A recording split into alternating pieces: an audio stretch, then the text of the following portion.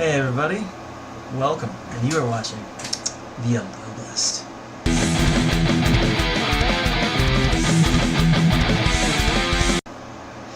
Alright, this episode is going to be mostly about immigrants, migrants. The migrant army and migrants being thrown out of the military because the military being stupid. Anyway, so apparently recently, one of the migrants' children turned up missing. Some suggesting the child simply ran off or got lost, or possibly even worse, that it's been kidnapped and may end up getting trafficked for money.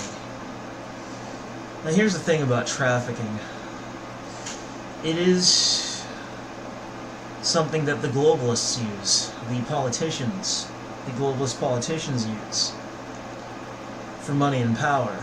And it could be that. Hell, I think the globalists probably inspired the migrant army in the first place. An attempt to try and globalize America and South America. I think that's what it is. I'm just hoping the kid gets found soon and that nothing too nefarious has happened. A little more than just a maybe simple kidnapping, I hope. Otherwise, it could be something arguably worse than a simple kidnapping.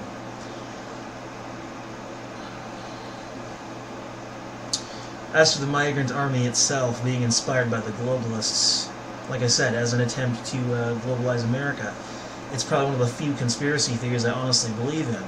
But there's a number of politicians around the world who believe in the need to globalize everything and eliminate all countries and all borders. And the Democrats are in bed with those globalists because they have one thing in common: they like the smell of power, they like being powerful. And that's why they're working together, to get more power. Now, as to Trump's claims of there being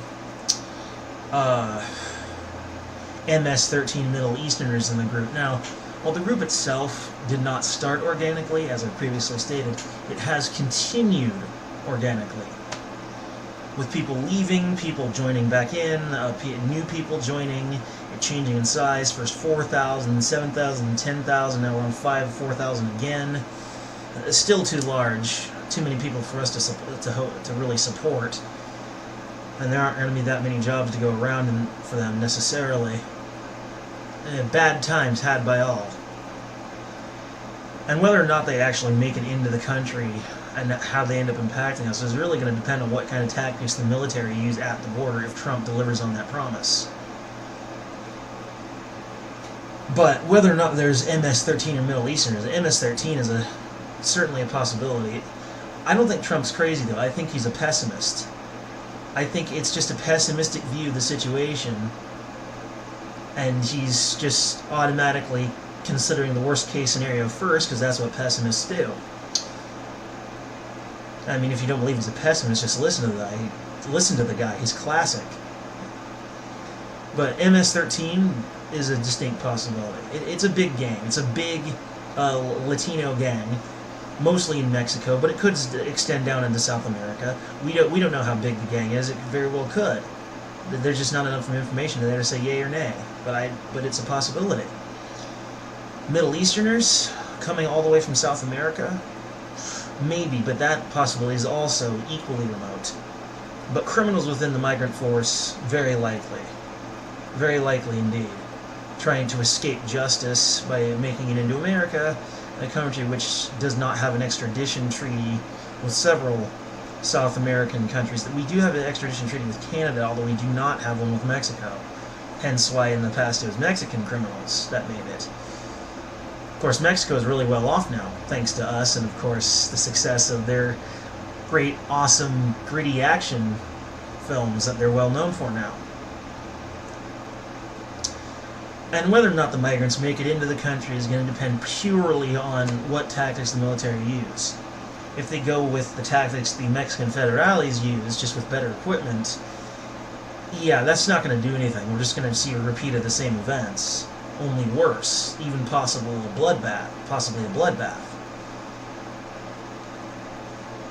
If they do use, like, non-lethal rounds, like guns with non-live ammunition, like rubber bullets, we could possibly see a positive outcome, but they'd still have to hit if they keep putting the pregnant women and the children up in front, then you would of course have to hit them. Of course, they could just put trained military snipers, and then they could hit people in the middle, which unfortunately is still a bloodbath.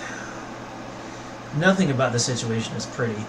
Me personally, I would try to sort and file, bring them in, take the women and children, sort them through, put them in like a refugee camp where they're looked after, and then take the men that don't have a criminal history and are useful, that can care for the men and women, mostly their husbands, and you can put them to work to care for them until Honduras improves, and then send the rest of them back home whether they want to or not, by force if necessary.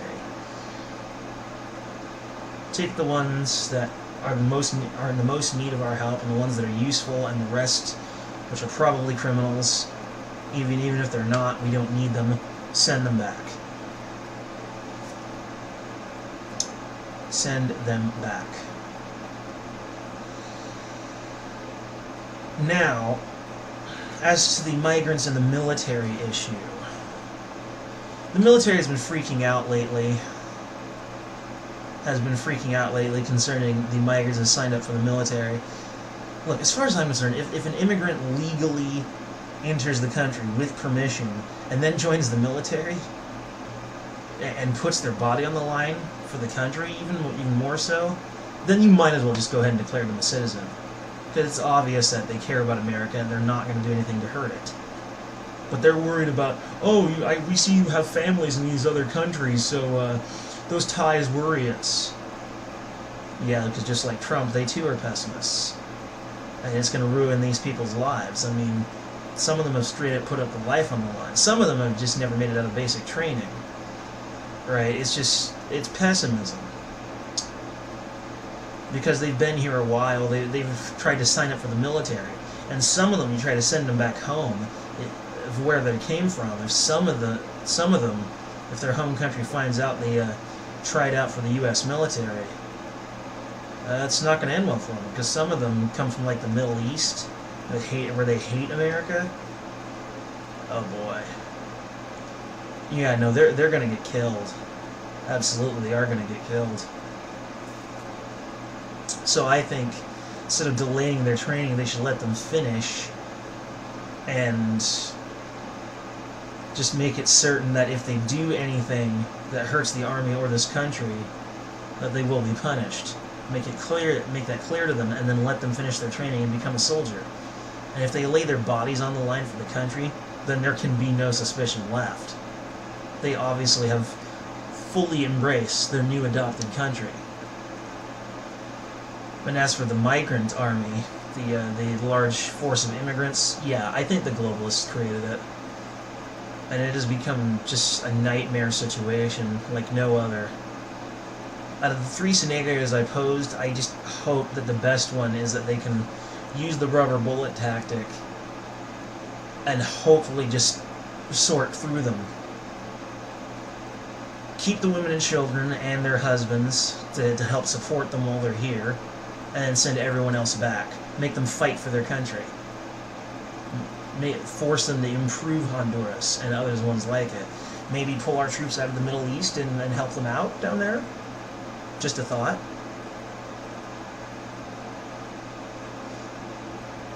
But yeah. Our immigration policies are shit. You go too far left and you get too much immigration, and you go too far right and you get abusing immigrants. Just straight up abusing them. So anyway, and as to whether or not MS-13 could be in the caravan, maybe. Probably there's a good chance of it, that someone snuck in there. It also could be that there could be Middle Easterners there, but Trump's claims are largely based in pessimism. Anyway, folks, tschüss.